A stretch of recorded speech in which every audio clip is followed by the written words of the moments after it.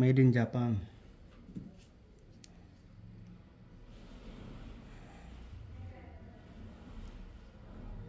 Made in Japan. Now let's start filling.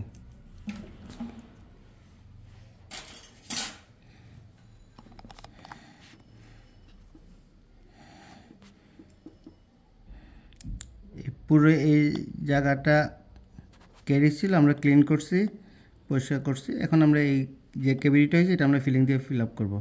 আমরা এখন light cube composite feeling দিব ইনশাআল্লাহ। Let's start. ফিলিং বলবো না, আমি এটাকে বলবো রেস্টোরেশন। কারণ ফিলিং হলো এক জিনিস, রেস্টোরেশন হলো এক জিনিস। গর্ত হয়ে গেলে যেটা করা হচ্ছে এটাকে বলা হচ্ছে রেস্টোরেশন, নট ফিলিং। বেশিরভাগ জায়গায় যেটা করে ফিলিং করে। ফিলিং কি, গর্তটা হয়েছে, গর্তটা শুধু ভরাট করে দিছে, এটাকে ফিলিং বলে।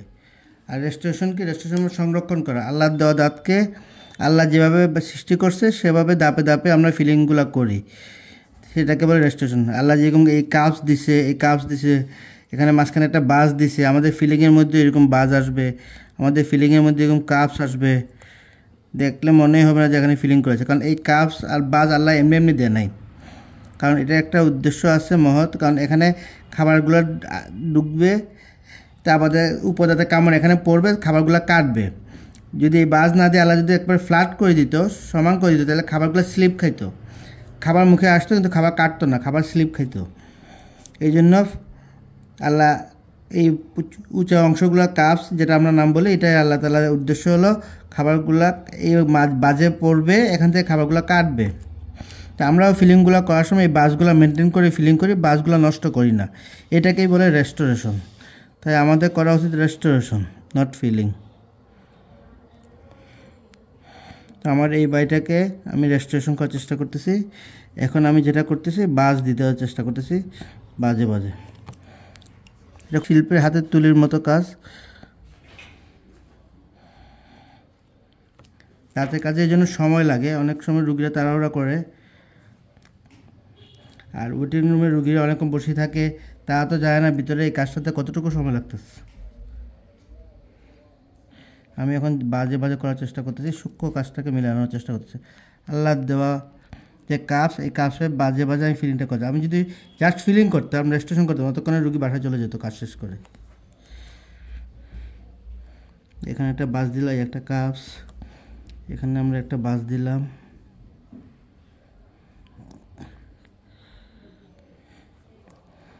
এই একটা বাস, এই একটা বাস।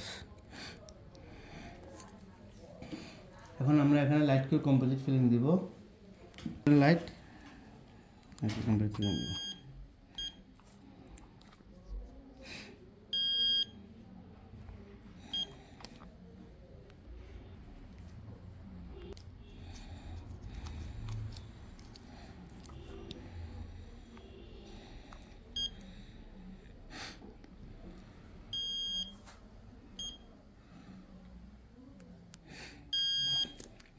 আমার ফিলিং তো শেষ, তাই বলে কি আমার কাজ শেষ না? এখন আসল কাজটা বাকি রয়ে গেছে।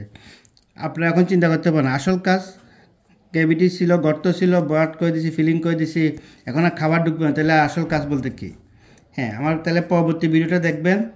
পরবর্তী ভিডিওতে ফিলিং করার পরও একটা খুব গুরুত্বপূর্ণ একটা অংশ বাকি থাকে, সেটা হলো মেইন ইম্পর্টেন্ট, ফিলিংটাকে টেকসই করা। কারণ ফিলিং করলাম এই বলে আমার কাজ শেষ না, এই ফিলিংটাকে তো টেকসই রাখতে হবে, এই ফিলিংটাকে লংজিভিটিটা দিতে হবে, যাতে ভিতরে যাতে অনেক বছর থাকে। তো এই যে অনেক বছর থাকবে, সেটার জন্য তো এটা আসল কাজটা এখনও বাকি রয়ে গেছে। আমার পরবর্তী ভিডিওতে আপনারা এই আসল কাজটা বুঝতে পারবেন, দেখতে পারবেন, সাথে থাকবেন। দাঁত সম্পর্কে গুরুত্বপূর্ণ ইনফরমেশন পেতে ইসলামটা কেয়ার পেজের সাথে থাকুন। এই দেখেন আমার এই ফিলিংটা, এই দেখেন দাঁতে দাঁতে বাজে বাজে, এই বাজে বাজে আল্লাহ যে বাসগুলো দিছে, এই একটা বাস, এই একটা বাস, এই একটা বাস, এই একটা বাস, মাঝখানে একটা বাস, এটাকে বলে ফিশার, এই মাঝখানে এটাকে বলে পিট। আমার ফিলিংগুলোর মধ্যে সবগুলো মেনটেন করছে। এখন এটাকে আরও সৌন্দর্য করার জন্য, এটাকে লংজিভিটি বাড়ানোর জন্য আমি এখন মেন কাজটা করার চেষ্টা করব। এটা পরবর্তী ভিডিওতে আপনাদেরকে দেখাবো ইনশাআল্লাহ।